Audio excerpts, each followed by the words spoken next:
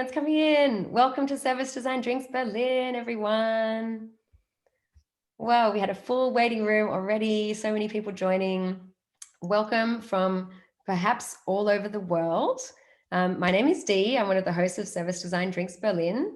And Adam is also on the screen, another co-host of Service Design Drinks Berlin.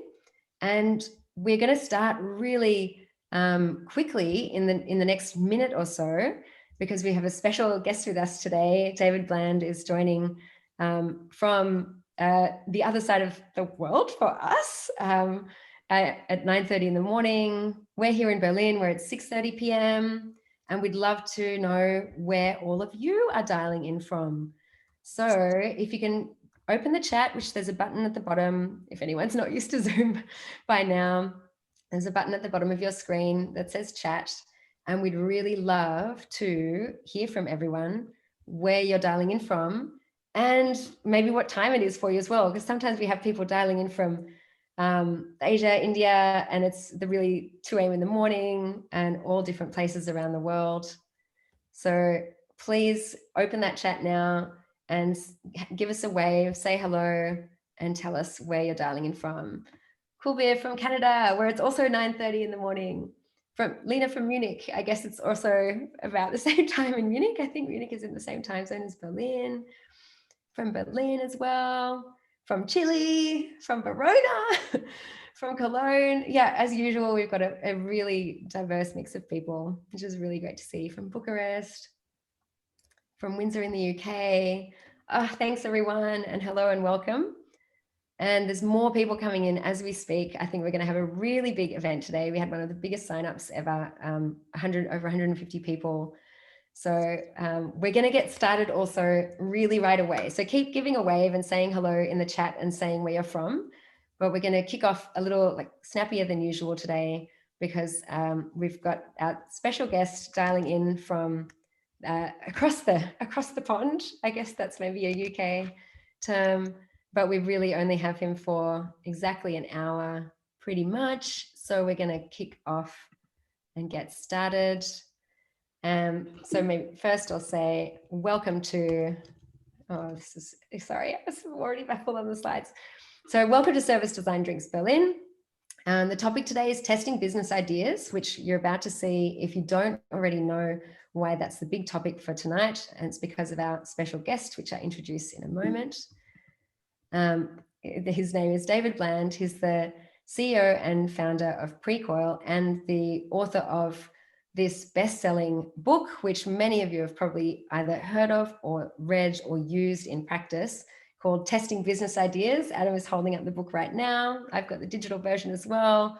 I'd love to hear in the chat also anyone who's actually already got the book or has been thinking about getting this book or has used it in practice. Open up the chat again and let us know. And before we actually kick off and hand over to David, a couple of quick things. First, does everyone have some kind of drink? If it's the morning for you, maybe it's a coffee or a tea. I think David's got a tea. Yeah. I've got a glass of wine ready. I haven't actually started drinking it yet. That might be a halfway through kind of thing. Got my water.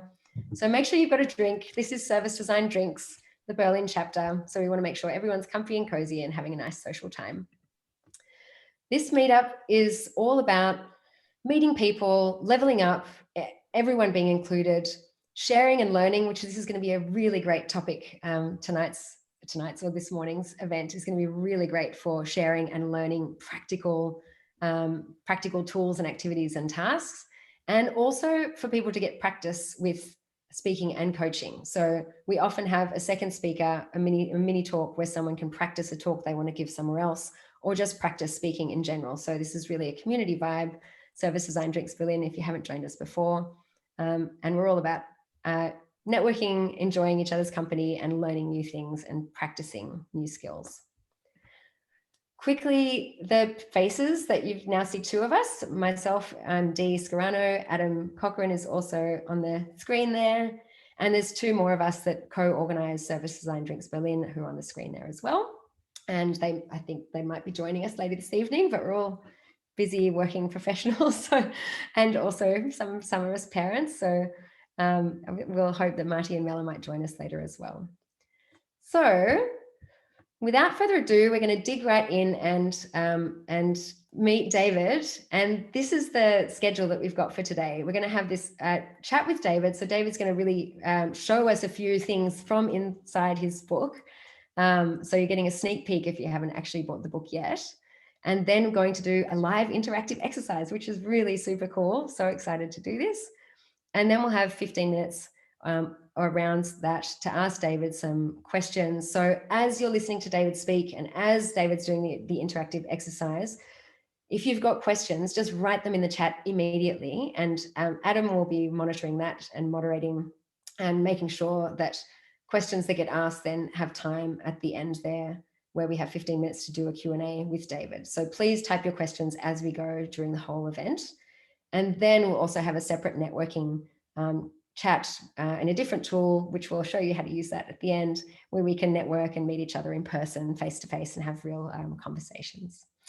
So, David, really happy to introduce our really exciting guest. As I said, CEO and founder of the company Precoil, which has been helping companies test the business strategies and test business solutions.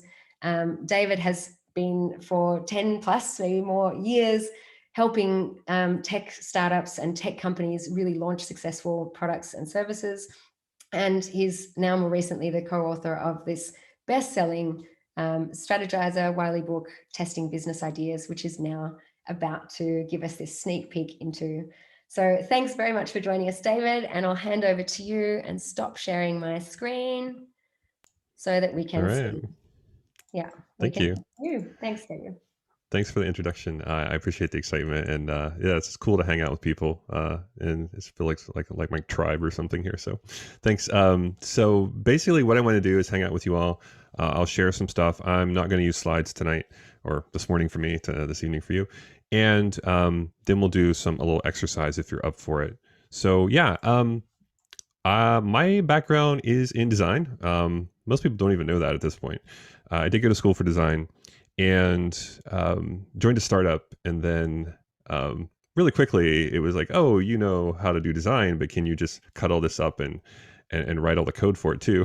And at a startup, that's, I just didn't want to go back and live with my parents. So I was like, yeah, I'll learn that. And, fast forward like 8 years later, almost 8 years at that startup, I learned quite a bit about business, about testing ideas, about what works, what doesn't work. And that one was acquired, which was a semi-success. And the other two I joined were just complete failures. And I thought it was a really interesting learning experience for me because at the first startup, we pivoted. We didn't call it a pivot back then, but we thought we were B2C, and we ended up being a B2B company before we were acquired for 16 million. And the others, we just kept persevering no matter what. It didn't matter how many nights and weekends I spent building stuff. Our customers did not want what we were building. And I felt like even though we used these like really cool principles and techniques and everything, we still efficiently created something that nobody cared about. And that was very frustrating for me. So I got pulled in the lean startup movement and really started digging deeper in design thinking and in business model innovation. And basically what the book is about is like how I coach teams.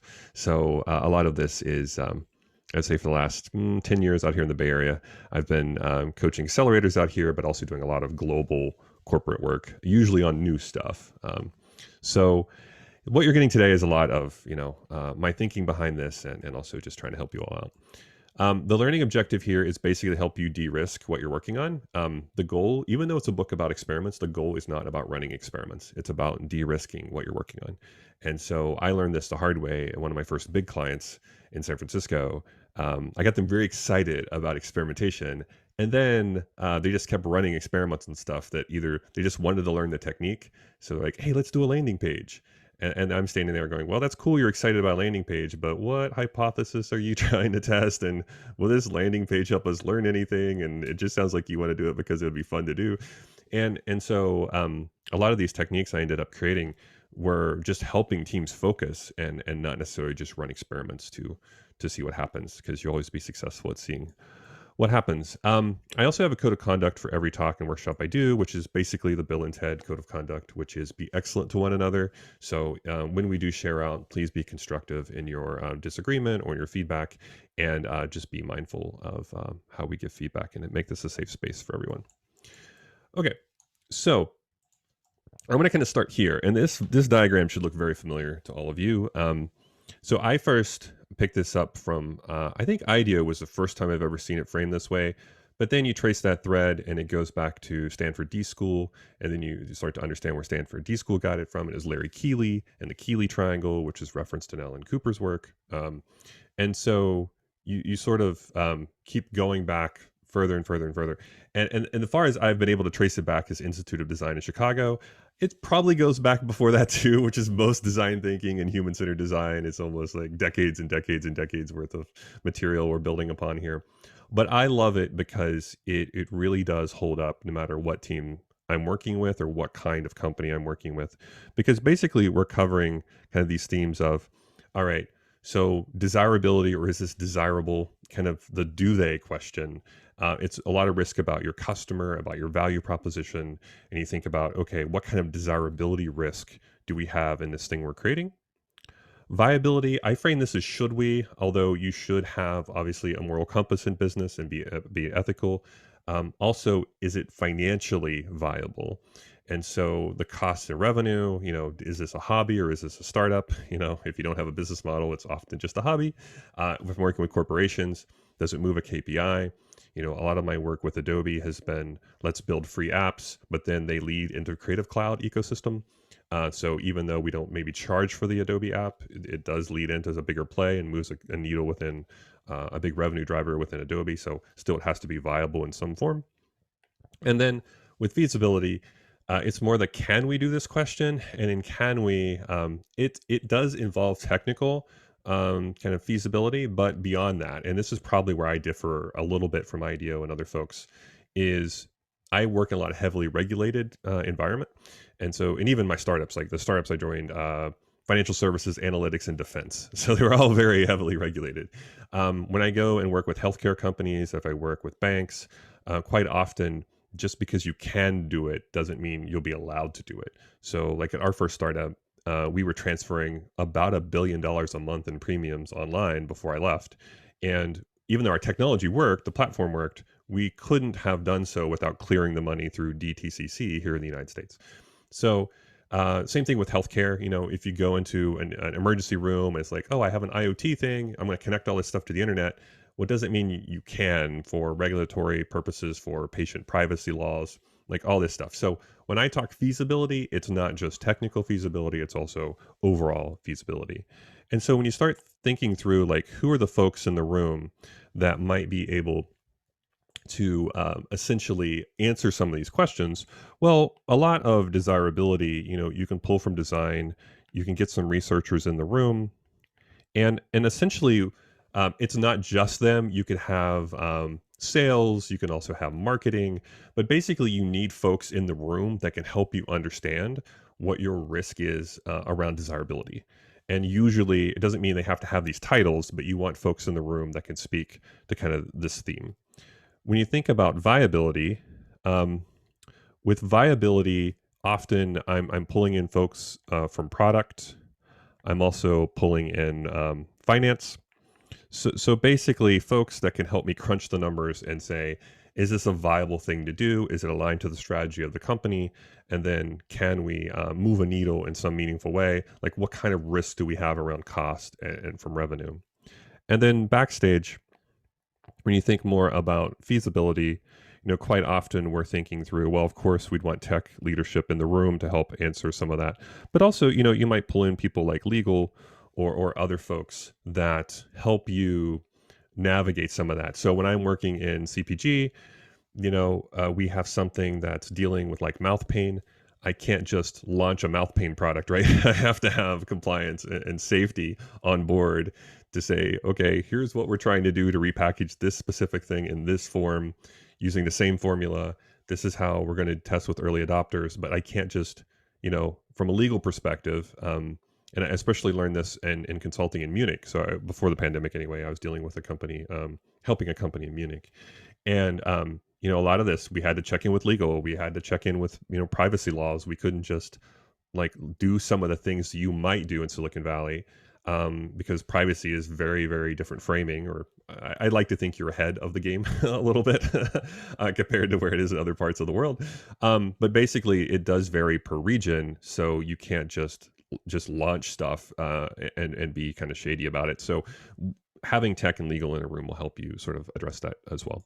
So what we did is my co-author Alex, who's really fun to collaborate with, and we pair outside of the book, we pair quite a bit too. Um, is we started to take a lot of this framing and we said, this business model canvas, which has been out, I think, for about 10 years now, how can we help people get value from it and not just treat it like a checkbox?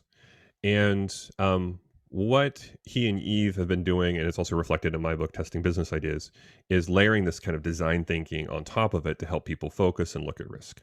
So for desirability, we look at your value proposition, your customer segments, relationships, channels. For viability, we're looking at your revenue streams and your cost. And for feasibility, we're looking at sort of your activities and your resources and your partners. And so I think a common mistake I see when I'm working with teams is they just kind of go left to right. Maybe that's a Western thing of just like, we read left to right, so we'll just go left to right in the tool. And that would mean you'd start with key partners, which I almost always talk about last. I usually don't start with who we partner with. And so when I'm helping teams sort of visualize their strategy, usually what I'm doing is, okay, who are your customers, right? So who are the people you're serving? What is your value proposition to them? Now, this one's a little tricky. I think it's easy to put your product there or your platform there or your, whatever it is your tech is there. But I try to push teams to think through what's the value of it, like what's the benefit, perceived benefit of that product or service instead of just a product or service. What are your channels? This is acquisition and distribution. Like, how do you get to your customer? Probably the hardest box to figure out is this relationships box. Basically, it's the nature of the relationship. So, is it automated? Is it direct one-on-one? Is it more manual? Is it over time? Like this, I feel is the box that trips everyone up. And there's also conflicting advice online about how to use it. Like I love Steve Blank stuff, but he also does this as get, keep, grow, and that's really not the intent of the box. As much as I love Steve's work, that's not what Alex really intended with the box. So the way I try to use this is, again, is it a personal, direct, one-on-one relationship? Is it more an automated, hands-off relationship? And then with your revenue streams, how do you start generating revenue directly or indirectly? So if you notice, I spend quite a few, like most of the time with teams trying to work through, okay, what is our strategy? What are our risks on the right? And then backstage, what are your key activities? So think verbs, like the key things you need to do, not everything. Don't put everything in your head on a sticky in that box. You won't be able to read it anymore. But what are the key things you would report out, let's say, to your VP if you're at a corporation, or maybe a VC if you're at a startup? And then what are the resources? So think digital and physical. Could be patents. It could be your brand. It could be actual platform or a factory or whatever the key resources you need. And then what do they cost? And then who do you partner with? So people always get nervous when I start putting numbers on things. Basically, this is not the one perfect flow, but 9 times out of 10, I'm using a flow something like this to help people understand the relationships. Because if you look behind this kind of a canvas, really, you're talking about, okay, what's the nature, like how do I deliver and acquire, deliver my value and acquire customers? What is my sort of bi-directional relationship with them? How do I generate revenue? Is it direct or indirect? Backstage, you can look at your activities and resources and say, okay, these are my costs, because I can look at my activities and resources and do back of the napkin, calculations there. And if I partner with somebody, I'm probably partnering with them because they bring an activity, or they bring a resource that I don't have, or they might even create a channel to get to our customers. And so I think I'm thinking like Henry Chesborough white paper kind of early articles on the tool, and having hung out with Alex in Switzerland a bit writing the book, and also through boot camps and such in the past, it almost looked like a systems thinking diagram before it was turned into a canvas. And I think as a canvas, I think people take this check the box exercise, which doesn't really help them too much. Now, if you don't have an MBA or anything and you're trying to figure out what are the components of a business model, that's great. It's going to help you learn that. But beyond that, what I'm really interested in is, okay, what if we changed our customer segment? What does that do to our channel, to our value prop, to our revenue? Like, what are the ripple effects in my strategy if I change something based on my experimentation? And that's where I find the most value out of the tool. It's great for just visualizing it, getting out of your head, and then going to test and see how wrong you are. And then when you see how wrong you are, you update it and see the relationships of, oh, wait, for this segment, it's actually a different channel. So we're going to have to explore that. And I think that's where people will get the most value out of a tool like this. So what we do is first we get it out of your head. So that's step one. And then I start writing down, like, what are your assumptions? And I think I often get asked kind of like, what's the difference between an assumption and a hypothesis? I view a hypothesis as simply a working assumption. So at first, you have these kind of assumptions, and you need to get them out of your head. They might not be completely well worded, but we can refine them later and get them to a point where you can design experiments. But I've learned, and definitely learned from my mistakes here, if you start refining things right away, you might be locally optimizing something that you might not even focus on. And then people feel like it's wasted effort and they get very frustrated. And I was at a hospital in San Francisco, and I very vividly remember them getting frustrated with me when I started refining too early, because they're like, "What are you doing?" And these are like doctors and nurses. So it's something I've adjusted as far as my approach over time, and it's kind of reflected in my book. But I feel like we probably could have did a better job, maybe in the second edition, giving more tips on how to exactly facilitate this exercise. But just be careful of refining too early, because people will get really attached to things that once we map may not matter much at all. So I love using the We Believe format just to start them off, because it might sound silly, but I think framing these as beliefs helps people understand that, I'm going to have to go test this, or is there any evidence to support this belief that I wrote down? And I love using colors, so I use orange for desirability, and then I use green for viability, and then I use blue for feasibility.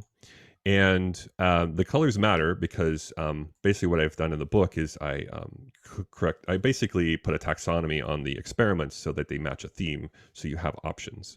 So I like using colors. You can use whatever colors you want. I just like using these three colors. And so once we have them written down, and it's usually, again, coming back to this cross-functional representation, it's important to have them in the room when you do this. Otherwise, it gets a little wonky. So if you have only designers in the room, and I've done this in the past, and it didn't end well, because we only talked about desirability risk.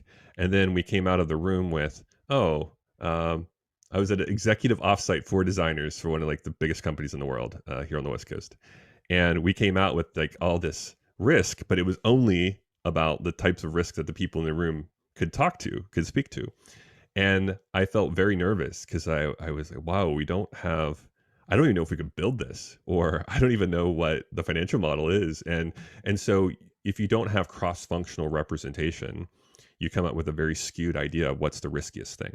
So just keep that in mind. I err on the side of being more inclusive and having more people in the session, especially if they can speak to each of these themes. And so what I do is this little 2x2 I created called, I call it assumptions mapping. Basically, the backstory on this tool is I used to work with Jeff Gothelf and Josh Seiden, who wrote Lean UX. And I'd known them for a while, but we ended up working together finally at Neo. And it was an agency that was backed by Eric Ries and Digital Garage, and it was just a kind of crazy group of amazing people. And I led the San Francisco office, or helped lead it, and then Jeff and Josh were out of the New York office. And I love their 2x2 in Lean UX, but I kept struggling with the teams prioritizing, were having trouble with the labels, and they were also having trouble writing and extracting, and then they didn't know what to do afterwards. And it's probably no fault of the tool itself. It was just kind of my context and how I was using it, because I'm usually working on new stuff. And so pulling in design thinking, I was like, oh, this makes so much sense because now I can help teams prioritize in a way where they can see what kind of risk they have and basically end up finding an experiment that'll help them make progress. And so it's used by Google now. I did a talk with Google before the pandemic in San Francisco. They use it for their design sprints. If you go to Google's design sprint kit site, it's referenced there. A lot of people use it. Governments have been using it recently, which is interesting. I've been on a couple talks with governments and agencies, and so it just kind of works. I mean, I've tested it with like hundreds of teams or maybe thousands at this point. So it just works really well. And what we do is we take these over and we say, okay, how important is this thing we've written down for us to succeed? And how much evidence do we have to support it? Now, this is interesting because I first started off, if you Google assumptions mapping, you'll see a lot of known and unknown framing. And I tried that for a while. And then I get these really strong leaders in the room who would say, they would put it like up here. And I would say, wow, why'd you put it there? And they're like, I just know. It's like, well, how do you know? Oh, I just know. And it was just a conversation stopper. And as a facilitator, I'm always on the lookout for what are things that people say that stop the conversation and prevent collaboration. And I was like, wow, this is not working. And so I changed it to certain and uncertain. And so I had certain on this side and people would put it there. And I was like, wow, why did you put this here? Because we were doing it as a team, right? And I'd have these really strong leaders say, well, I'm certain. And I was like, okay, why are you certain? Well, I just know. And I was like, oh no, like the label didn't help at all. And finally, I was whiteboarding with Alex Osterwalder at Stanford. He had flown to California to do something. And I don't even remember what. And we just said, hey, let's meet up because we have some ideas we were sketching out together. And I remember this whiteboard in the library at Stanford. And I was drawing this 2x2 and I was like, oh, this is bad, Alex. Like, I don't know. It works, but there's these situations I keep running into. And he was like, why don't we just say evidence? Either you have evidence or you don't have evidence. And I thought, oh, that's never going to work because, the people are going to shut down and everything. And sure enough, we tried it. And it helped the conversation because when someone puts it there now, that strong leader puts it there. And I'm like, oh, well, how do you know? Like, I just know. And I was like, but do you have any evidence? Like, well, no, I don't have any evidence, but and I was like, oh, you don't have evidence. Okay, it's over here. So it helped move the conversation. And usually I don't see a lot of dysfunction when I do this 2x2. But if you get really passionate people who have always been incentivized for being right, then it can cause some challenges sometimes. So once you get the first one over, it really goes pretty quickly because you can say, oh, is this more or less important? And do we have more or less evidence? And you're like, oh, well, this is kind of as important, but we have some evidence. And when I say evidence, I'm talking about observable evidence, so quantitative and qualitative. So if you've never talked to a customer, then that's going to be problematic. If you've only talked to 5, that's some evidence, but not much. If you have a bunch of evidence, but it's 5 years old, then I would be concerned that it's expired, it's stale. So you do have to take into consideration a lot of nuances when you do it. But once you start moving these over, don't worry about it being some kind of quantitative analysis or anything. All it is really trying to get teams to have a conversation about, wow, what are the things that we are really worried about? And what tends to happen is you get this like really nice little map.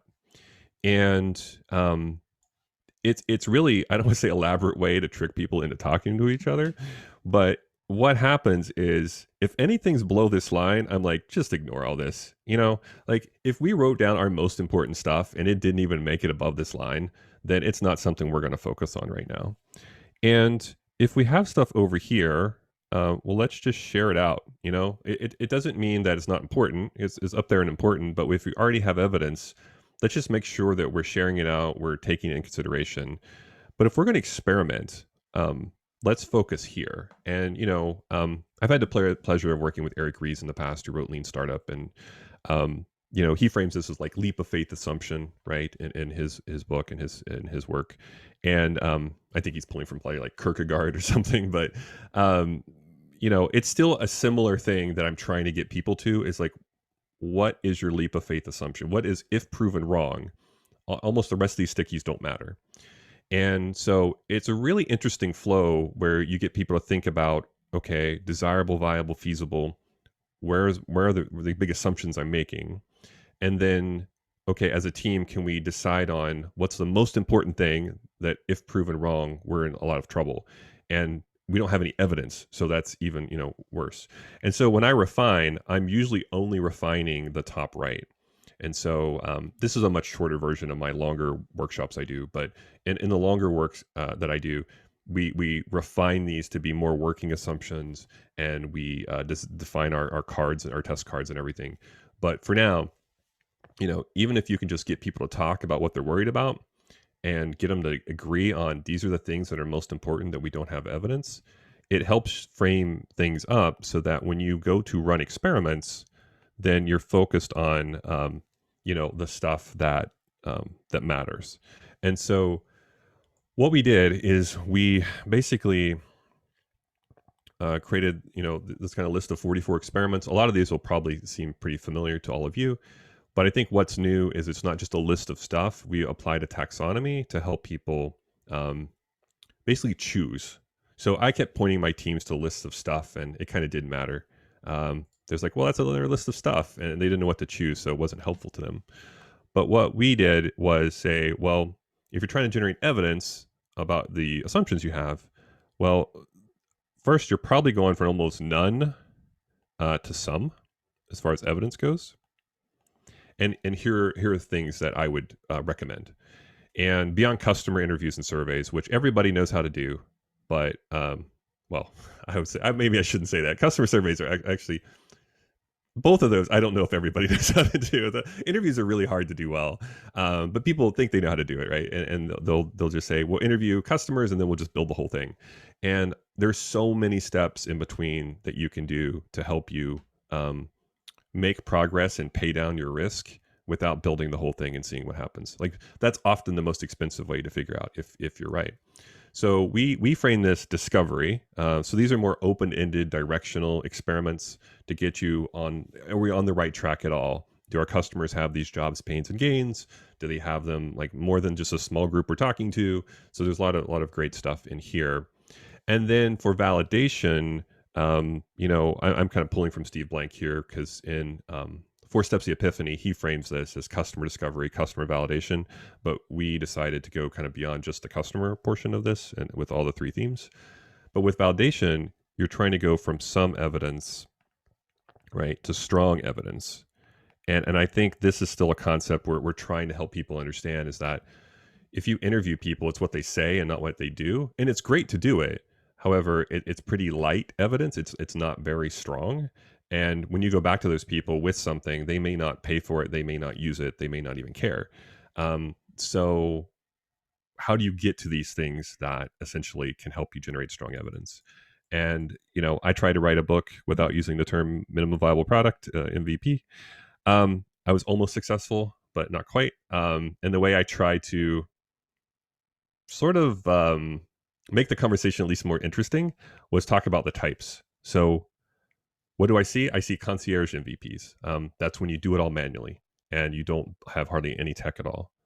I see Wizard of Oz MVPs, which is you do it manually, but it's not obvious there's a person involved. So you either have like a digital curtain or something that is sort of helping separate the experience. I see a single feature. So think like Amazon Dash buttons back in the day, where you just press the button and order detergent for you. That was a great single feature MVP. They use it to inform their Alexa strategy. And then I see a lot of mashups now. I was speaking to the co-founder of Tesla before the pandemic. Mark, he's a really cool guy. He teaches like high school physics now. On his spare time. But he's no longer at Tesla. But early days Tesla, they mashed up a Lotus Elise body and a bunch of other parts to make that first kind of version, that first mule. And it was just really interesting to say, wow, you look at Tesla today and it's very different looking, it's a different experience and different product. But back then they just kind of mashed up stuff. The software equivalent would be a lot of this low code, no code movement. I see a lot of things going, oh, we'll just use Airtable and Notion and Zapier and that. And actually Zapier, funny, Zapier was like a case study using these methods last week. I'll have to send you all the I'll find a way to get you the webinar, but it's kind of meta, right? Zapier uses this book to test their ideas. So it's kind of cool. But basically, a lot of this stuff, you can do it without really building much at all. You just wiring stuff together. You're not writing a lot of code. So, what what I wanted to do is just really quickly share the taxonomy with you, and then we can jump into an exercise if you're all cool with it. So basically, what we tried to do is we took something like, hey, a concierge. I often recommend this for teams before they build. It doesn't scale, but it's okay to do things that don't scale sometimes. And it doesn't cost very much because you're doing it manually. Now, you have to factor in the salaries of the people doing it, but in relation to like building a bunch of tech, it doesn't cost a lot. The setup time is not very long because you just have to plan out what you're going to do behind the scenes to deliver it and how to get customers. The runtime, you usually don't run these for very long either because they don't scale. You're just trying to generate evidence. And then the evidence, which I love, is very strong. And one of the reasons it's strong is because it helps test all three themes. It tests desirability, feasibility, and viability. Because backstage, you're doing all the work to create the thing, but you're, hand delivering it to the person who's then giving you feedback and also, most likely paying for it. So there's a lot that you can sort of test here, and you'll learn, and then you can use real evidence to inform that thing that you might end up building and scaling. But it's based on real evidence. And so usually the pushback I get on something like this, like a concierge, would be, well, we don't have time to do that. But it's a very awkward conversation. Except like, well, you don't have time to do this, but you have time to like build the whole thing and scale it and see what happens over several months or maybe years. So I think how we have conversations internally and culturally, it's just making space for things like this to occur. But this is kind of the taxonomy that we applied, which is how much the cost based on what I've seen. So it's somewhat subjective per industry. What kind of evidence does it generate? And then how long does it take to set up, and how long does it take to run? And then what themes do they apply to? And some apply to multiple, like this one. Some apply to only one. Like, as much as I like landing pages, they're not going to help you test out feasibility, but you can do value prop testing, desirability, and you can do price testing, viability, but they're not going to help you build it. So there are like different types of techniques or experiments that are better for certain kinds of approaches. So what I thought might be fun is, for those of you who don't have the book, I kind of have all these cheat sheet cards.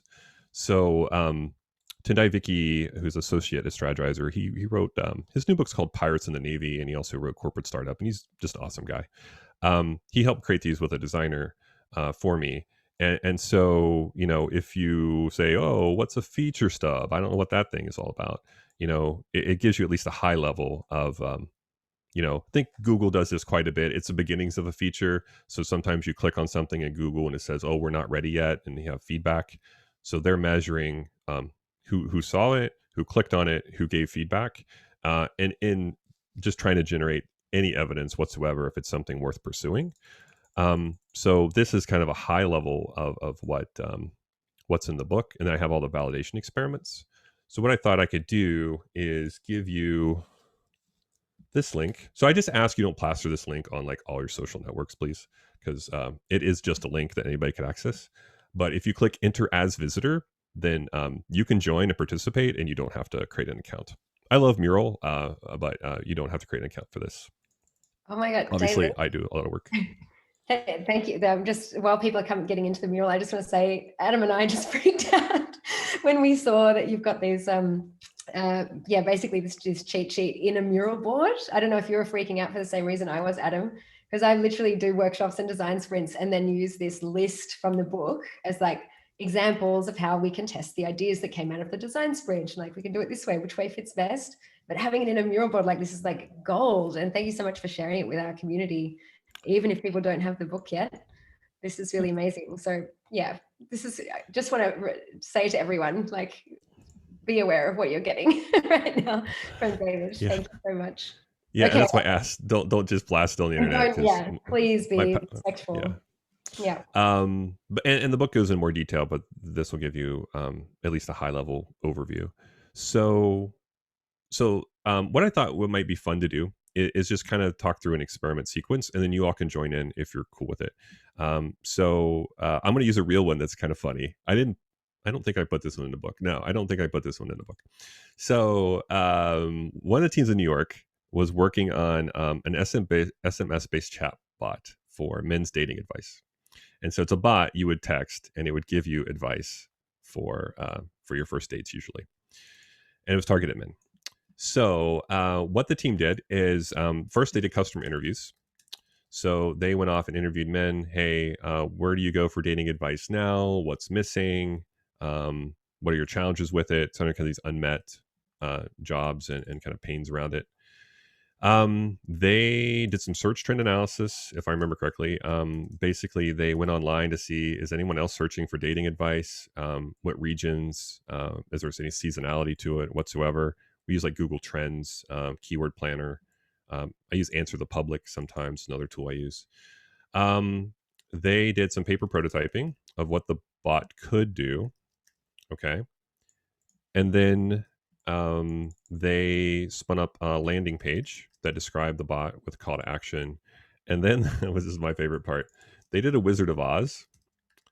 So basically, it was a group of women acting like they were a bot and texting advice back to men who were texting it. And I have screenshots of some pretty well known people. I won't out them who texted the bot. It's pretty funny. Anyway, but what they did is they learned from the interviews to inform their search trend analysis. And then they learned from that on, okay, how would we paper prototype this out?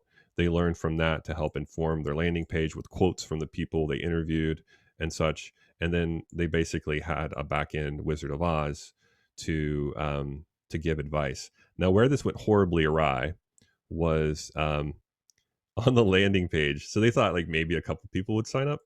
They had 1,000 signups in like the first day. All right.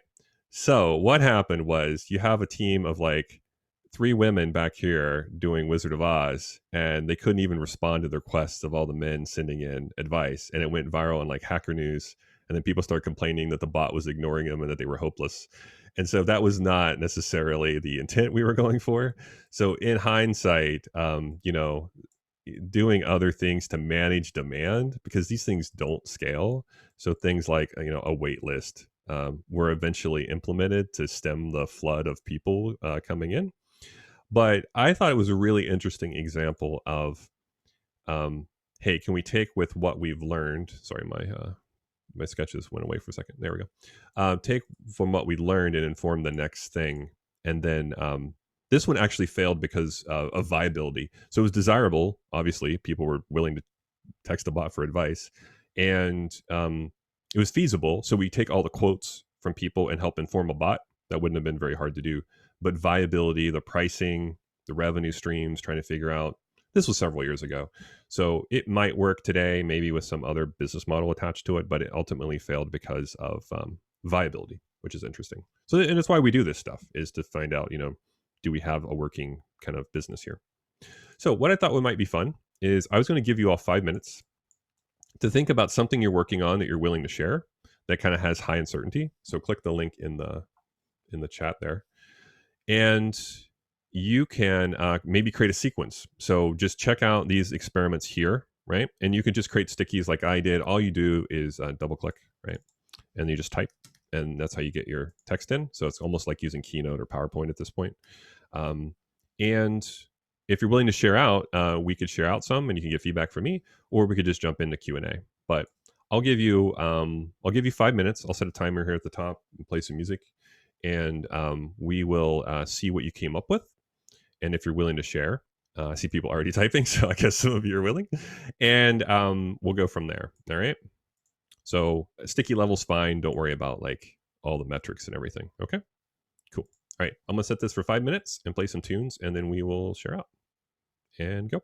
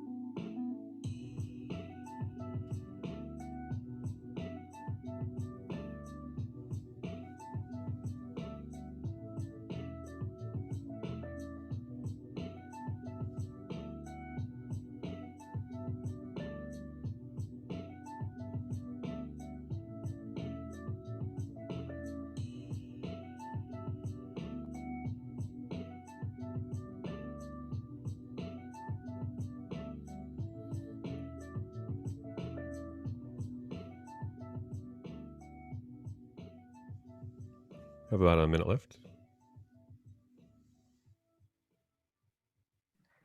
I don't know how many people are doing, because I'm doing one.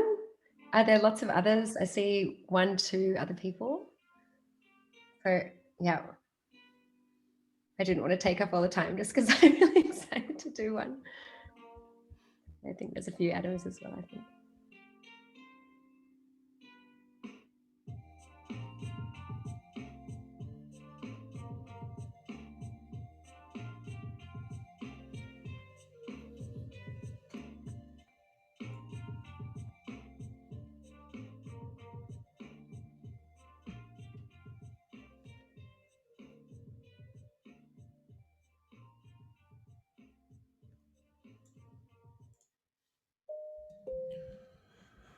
All right.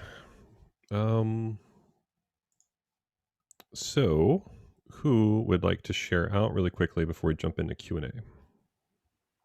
What they came up with. Be awesome if it's not me and Adam first. Did someone else do it? And you could turn your mic on and your camera if you want to. There's one other person down there, I think. But if not, one of us can do it.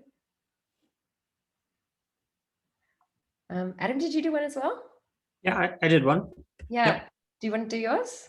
Sure. I did this one right in the middle, but I thought like what would be good to start off with is speedboat technique. To be honest, I actually don't know what this is, so maybe you can explain that a little bit further, but it sounded like you like got them to play already. So that was like kind of the idea. The speedboat one says it's a visual game technique used to customers to identify what's inhabiting progress. So I thought you could already do a prototype maybe of the board game. Oh, this is for the one that I put up there for the board game, because that's something that I'm working on at the moment. Sorry, but that's cool. Like we can compare and contrast. I know we should limit the time, maybe do like a 30-second speed through of each one. But yeah. Yeah, but then I did the boomerang, storyboard, concierge, and crowdfunding because I thought they were all really cool techniques. And I haven't seen the boomerang one before done properly, and I would like to try that in my own project. But go for it. Okay, and so I posted the one above. This is something I'm working on, and it's not exactly the thing I'm working on because it's secret because it's just new. But it's basically the same concept. So this game that teaches kids how to be honest, and we've started already with discussion forums, and then maybe an online ad in the form of like a social media kind of post with a like click to find out or pre-purchase, and then an email campaign to go with that. But then I don't know what to do next week, and that's still in the process, and I don't know how it's going. So there's maybe going to be some landing page, which is not one of the actual names, but tracking links of how many people clicked onto the landing page. And then I was looking around to see what should I do next. I think definitely there should be a paper prototype in there somewhere. Once we've seen that there's interest, once we've validated that there's interest to do the thing, the people are interested in this thing. Make a paper prototype and then I kind of ran out of time, but do this kind of testing of the kids using the paper prototype. And then maybe also the referral program would be a great way to get those people that are already interested from the community of people that are already kind of involved here to if they would refer, it could be a nice ending of really validating how much they liked using that thing. Okay, that's a quick run through. David, what are your comments to help our audience here learn from our quick goes of that? Yeah, thank you for sharing. So a couple of things. So Speedboat is so I pulled in some techniques from Luke Homan, who is based out here in the Silicon Valley. He wrote this book called Innovation Games. And some of these are referenced in Alex's book too, which is Value Proposition Design. But Speedboat, it's very much a visual facilitation technique to see like what's helping them make progress, what's necessarily dragging them down and preventing them. And I think it's some just kind of cognitive trick maybe, but you get people not just talking, but also visually working through stuff, similar to like card sorting and such. So it can help kind of visualize some things and understand what's really preventing progress here. Or what they really need to kind of move forward. And then Boomerang, it's, I do this, one of the case studies in the book is Realtor.com that I worked with. And one of the things we would do is we would point competitors. We basically recruit people and point them at a competitor's product and do competitive testing. And so we would measure like how long it take them to get through process, where they got stuck, were they able to complete the process, what kind of qualitative feedback do they have. And so it doesn't really cost much other than if you compensate the people that you're, obviously pulling into the group, and you don't have to build anything. You literally just point them at a competitor. One of the companies I was working with in San Francisco, they would do this and we would point them at startups. And I always felt bad for the startups in a way, because they're probably like, wow, traffic's looking really great today. And it's like, yeah, it's just your competitor like doing boomerangs on you. But I, in the book, call it boomerang. I don't use the term imposter judo, which sometimes is used. And then it got into weird morally gray areas where, people would say, oh, just copy your competitor and put your logo on it. And I was like, that sounds like a great way to get sued. So, and the corporations I work with could never do that anyway. I mean, their brand is everything, right? So, I made a judgment call to not promote practices that I don't think are ethical, I would say. And so I did not include some of those tactics here in the book. So boomerang, even though it sounds unfortunate for your competitor, it's perfectly, there's nothing wrong with doing it, and you're not spending any money. You're trying to find out, like if you did a value prop canvas on their customers, and you started realizing that they have pains that the competitor is not solving for, then maybe we position ourselves to go after some of those and get a foothold. So I use some of the strategizer tools for that. And yeah, and for this, I think it's fine. I think being able to take what you've learned from one and use it to inform the next is really what we're looking for here. And so often when I'm working with teams, they might do, let's say, a landing page, but then they never reach out to their customers, and they have a list of, let's say, 1,000 people, and they just think they're all going to pay. And then when they release, they realize, oh, wow, those people actually, we don't know why they signed up, and we don't know if they were really going to pay. And so something as simple as when they sign up, reaching out and doing 15-minute interviews with your customers to try to learn why. And so the quantitative is the sign up, right? But the why, the qualitative, is going to take you probably having a conversation with them. And so trying to figure out why you signed up, and then how much of those people were signing up just because you were on Product Hunt one day and they saw you at the top of the list and signed up, versus how many people signed up because they actually think you're solving a meaningful need that they have, and they feel like they were actively seeking a solution, and that's why they signed up. So that's something simple that people can do, that I see maybe they skip over sometimes. So yeah, this is really cool. So really, there's no right or wrong as far as like an exact sequence. It's more of, can you take what you've learned and then use that to inform the next thing?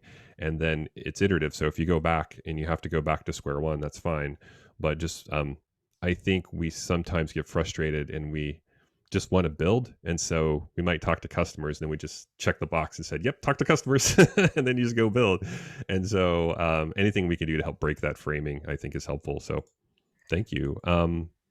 And yeah, and before we jump in really quickly to Q&A, this link here is just a bunch of free stuff for you all. So if you double click this, this is like a link, and it'll drop you in on all the articles I have and templates on how to facilitate assumptions mapping, training videos. I have a type form that I use sometimes with clients where they type stuff in and then it sends them a copy. So all that's just free for you all. So it's there in the bottom right. So cool. Thank you. What questions do you all have? A couple of people asked if you're going to block access to this board later, or how long people might have access to it. Very quick answer. I am not going to block access to it in the near future. I do have to be mindful of, like, I have so many boards right now, so eventually it might go away. But right now, at least for the foreseeable future, I'll leave it up for you all. And I just ask you keep it within your group, because this is a board specifically for your meetup here. So yeah. This is really amazing. Thank you. So I really didn't know to expect this. This is so generous and kind, David. Thank you so much. And maybe do you have a, I know you can't stay, but we're almost at the time now. Can you put a number of minutes on how much longer you might be able to give us? You said it might be okay if you. Yeah, we can do 10 or 15 minutes of Q&A. It's fine. Thank you so much. Okay, so we've got a few questions. You might have even been seeing them and responding to them, because I think you did answer some already for sure. The one that felt really relevant to what you were just saying was near the end here from Dunny. How do we know if the experiments that we selected, for example, in that exercise we just quickly did, how do we know if they're going to be enough for validating our hypothesis? Oh, that is Hmm. oh my gosh, that is such an interesting question. I was just talking to folks at Strategizer about this. So we're trying to this is more like a social science, right? And we're applying the scientific method to business, basically is what we're doing. And so it's really hard to prove with 100% certainty a hypothesis in what we're doing. Um, and you can only support or not support it, right? And so what I try to do is set a time box. So I say, hey, let's go for 12 weeks. And if you ran an experiment a week for 12 weeks, you should have enough evidence directionally to say, should we pivot, persevere, or kill this thing we're working on? It's not perfect, right? It depends on, your industry and how fast you can move. And I'm not saying do interviews for 12 weeks. You want to get beyond interviews.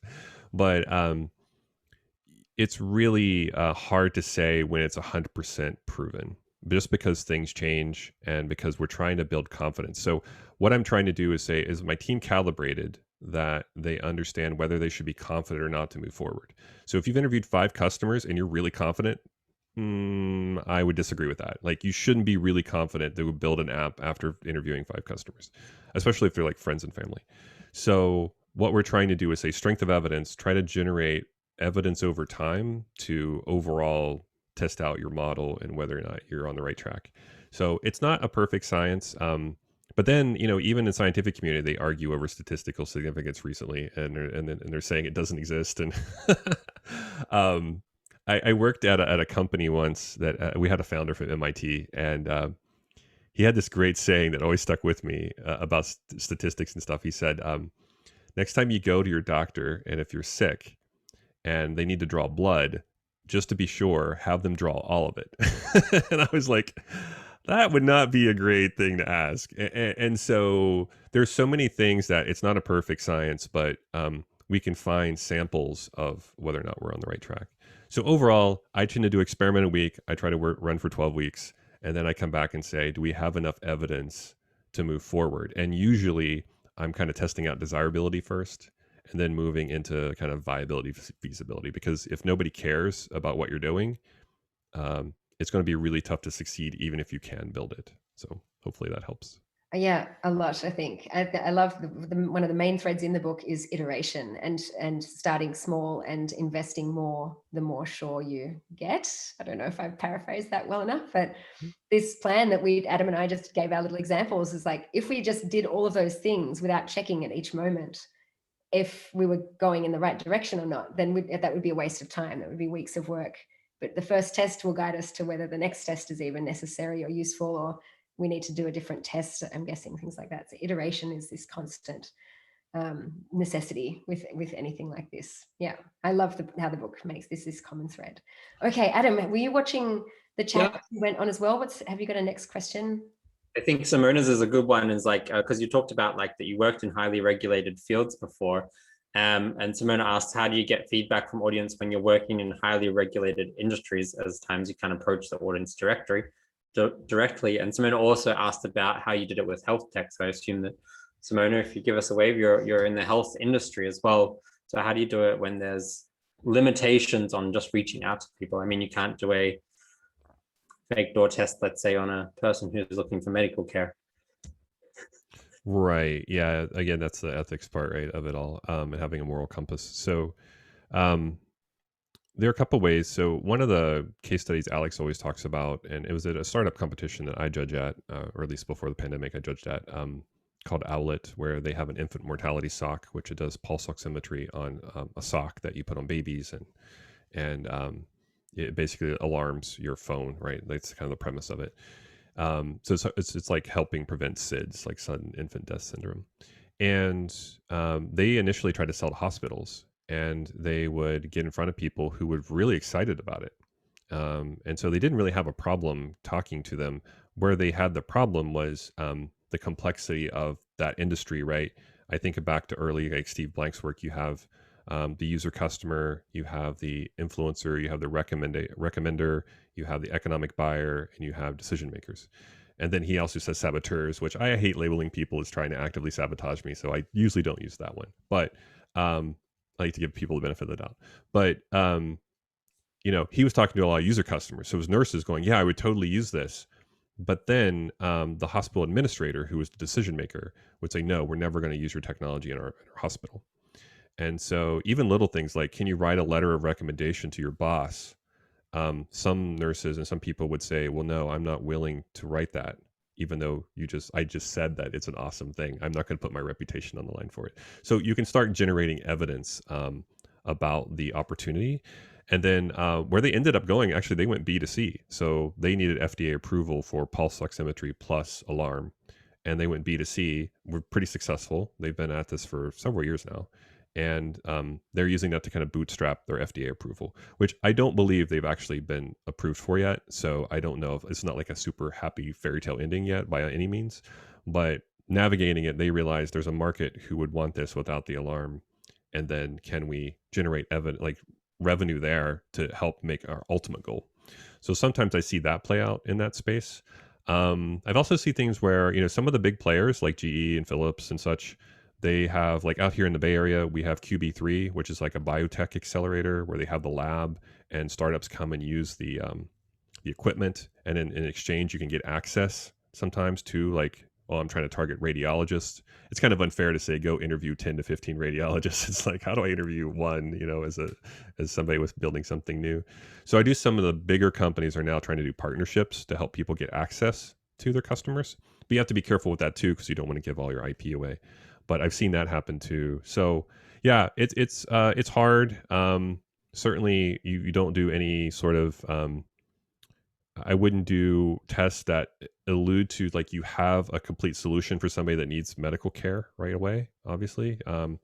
But yeah, there are ways to work through it. I deal with a lot of, maybe what I can do is I can share the webinar with you all somehow, maybe in between questions. We had Health Catalyst on the webinar last week, and they're like $1 billion health data company. And they were talking about how they use this. So I worked with them. And they use this to unlock like $10 million worth of revenue, which on hindsight, I thought, wow, I charge way too little. And on the other side, I thought that's pretty awesome that they were able to do that. And so there are really regulated industries where this happens. So I'll just find the link and post it here in chat for you all too.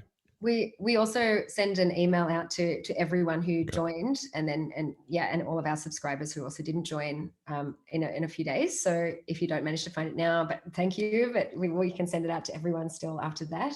And maybe I also just had this thought that we have a lot of people in our audience probably today, and in our community in general, that are getting started or are designers or looking to change into design or expand their design's skill set.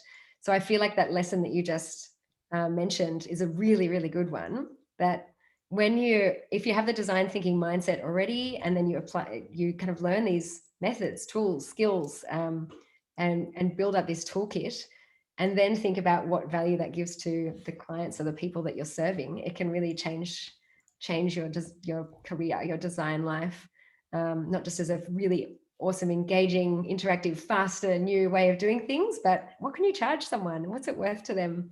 And what can you make out of your professional life with something new like this? It's really, a good thing to think about. We probably have time for one more question. Does anyone have, or was there something I missed in the chat, Adam? Or does anyone have something they want to jump in with for the last question of the evening, for David, at least? There's one more question from Kubir from Canada, I assume. Do you want to jump in and say it yourself? I will say that thanks for this, was a beautiful presentation. One of the things that I want to know from your experience is that we talk a lot about iteration when it comes to design thinking. The challenge is developing that mindset, because most of the time we already enter the boardroom with a solution and we don't have much of the agility to maneuver our solutions around, because we want something like permanent or something which has to work very well right away. So how do you recommend when you're testing ideas to develop a mindset which is much more iterative? Yeah, I have to say, like, all the tools and templates I shared with you today aren't going to help if you don't have the right mindset, because you'll take a check the box mentality. And I've seen it happen. I won't name names, but I've seen really large corporations adopt this and then said, yep, I have to follow this step before I get to building whatever I wanted to, and I will do that just to get to build whatever I want to. And it doesn't shock me that these techniques didn't really what I've heard is like it's in our bloodstream, but it's not in our DNA. That was how one executive described it to me. They'll follow the little, yeah, I'll do that, I'll fill that part out, but I really just want to build whatever I want to build. And so you really start having to help people understand that it's okay to be wrong. It's okay to fail. Now, granted, failure isn't the goal, right? But we want to take that and learn and turn that learning into action. I use this Paul Sappho quote in my book, which is strong opinions held loosely. I really like that quote because you have an opinion, you have a vision, but you're open to the idea that you might be wrong. I have to say, working with teams at Adobe, I love that company because everyone was so creative and they were okay with being wrong. And a lot of the roadmap changed based on evidence, and it shows in a lot of their new mobile apps and new Adobe products that we help test. You can read the reviews and people say, "Wow, it looks like a startup built this." Because they do something really well, like Adobe XD does something really well. Adobe Spark does really well. So it's not a coincidence that, if you go and try to say, I want to build all the knobs and all the features, and that's my goal, right? Then you're not going to use these techniques to find something that is very specific for a specific person. So yeah, it's certainly a mindset is one of those things where I'm always looking for ways to frame things. In my masterclass, one of the questions I always get, the one we're doing next week, even we have a section about getting buy-in, because usually I'm kind of preaching to the choir to an extent of people that want to do this anyway, and they're just not allowed to, or they can't convince their manager to come on board. And I have to say, the ones where I've had really great success, the executives have been on board. They have been open to the idea that, I had a pharma exec. So this is amazing. In pharma, by the way, say, we're going to test 1,000 ideas over the next 5 years and 99% of them will fail. And I was like, this is a pharma exec. Like, pharma is some of the most conservative people in the industry I work with. And yet I heard that exec unprovoked. I did not pay. It wasn't a paid actor. So it's really cool to hear it stated now. So I would just say use language that is very familiar to people that you're talking to, that they can understand, and your tone, and that's most of the battle. It's helping change mindset, but it's using words that don't make them feel defensive. And yeah, it's a long haul, but I have to say I'm cautiously optimistic that we're making progress in this regard. So hope that helps. Yeah, I think really helped a lot. Yeah. Yeah. Before you go, David, I mentioned before, I found this, that you're doing this. Is this what you just mentioned, that you're doing this virtual masterclass next week? And I found this online and wanted to share it. And it's perfect timing that you just mentioned it. And yeah, that this is really, what's the date today? Today, this is really early next week. So, and I think when I checked just before the meetup started, there I could still click the the button to get a seat there. So I think you still have spots. Is that right? Yeah, I just checked. It sounds like we do. So what I'll do in here, I'll give you this code. You'll just use this code. It's a 10% off code.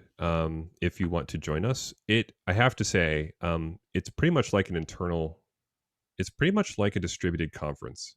Last time we did this, we had live music. We had special guests.